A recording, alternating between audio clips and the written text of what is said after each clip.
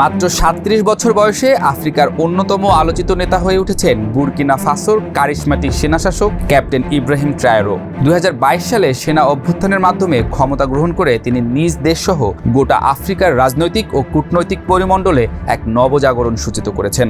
পশ্চিমা সাম্রাজ্যবাদ ও নব্য উপনিবেশবাদের বিরুদ্ধে তার কঠোর অবস্থান, পশ্চিমা শক্তির বিরুদ্ধে স্পষ্ট ভাষায় উচ্চারিত বক্তব্য এবং আফ্রিকার সার্বভৌমত্ব রক্ষার অঙ্গীকার তাকে অনেকের চোখে আফ্রিকার চে গুয়েভারাতে পরিণত করেছে।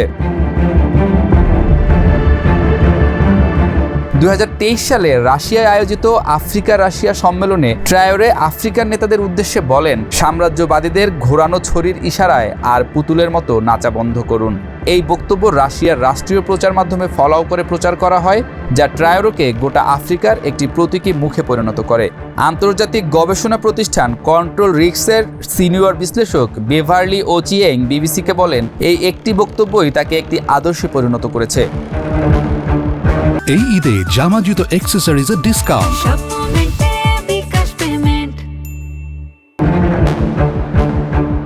ক্ষমতা গ্রহণের পরই ট্রায়োরে সাবেক ঔপনিবেশিক শক্তি ফ্রান্সের সাথে সম্পর্ক ছিন্ন করেন এবং রাশিয়ার সাথে সামরিক ও অর্থনৈতিক সহযোগিতা জোরদার করেন। রাশিয়ার প্যারামিলিটারি বাহিনী ওয়াগনার গ্রুপের সহায়তায় দেশের নিরাপত্তা পরিস্থিতি নিয়ন্ত্রণের চেষ্টা চালাচ্ছেন তিনি।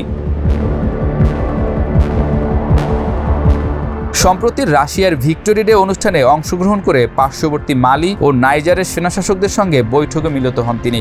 বৈঠকের পর সামাজিক যোগাযোগ মাধ্যমে তিনি লেখেন, আমরা ৩ দেশ একসাথে সন্ত্রাসবাদ ও সাম্রাজ্যবাদের বিরুদ্ধে যুদ্ধ করে বিজয় অর্জনের পথে অগ্রসর হচ্ছি। ইব্রাহিমকে অনেকেই বুরকিনা ফাসোর প্রাক্তন বিপ্লবী নেতা থমাস সাঙ্কারার উত্তরসূরি হিসেবে মনে করেন। সাঙ্কারার মতোই ইব্রাহিম যুব সমাজকে উজ্জীবিত করছেন। গণমাধ্যম, মিম ও সোশ্যাল মিডিয়ায় তার বিপ্লবী ভাবমূর্তি অনেকটাই কৃত্রিমভাবে নির্মাণ করা হলেও বাস্তবে এর জনপ্রিয়তা ব্যাপক। ইব্রাহিমের একনিষ্ঠ অনুসারীরা তাকে সাঙ্কারার ভাবধারার পুনর্জাগরণ হিসেবে দেখেন।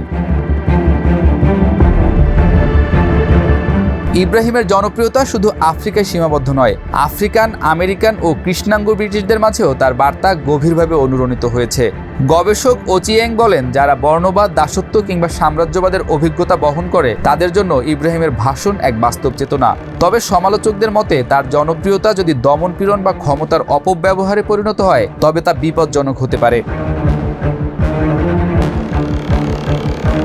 ইব্রাহিম ট্রায়োরে ও তার মতো নেতাদের উত্থান পশ্চিম আফ্রিকার রাজনৈতিক মানচিত্রে এক নতুন যুগের সূচনা করেছে। মালি, নাইজার এবং বুরকিনা ফাসো, এই ৩ দেশ আজ পশ্চিমা মডেল থেকে দূরে সরে নিজস্ব পথে হাঁটছে। গবেষক আইকিন্সের মতে যদি ট্রায়োরে একনায়কতন্ত্রের ফাঁদে না পড়ে সত্যিকার অর্থে সুশাসন ও ন্যায়ের পথে এগোতে পারেন তবে তিনি হতে পারেন আফ্রিকার ইতিহাসের অন্যতম শ্রেষ্ঠ নেতা।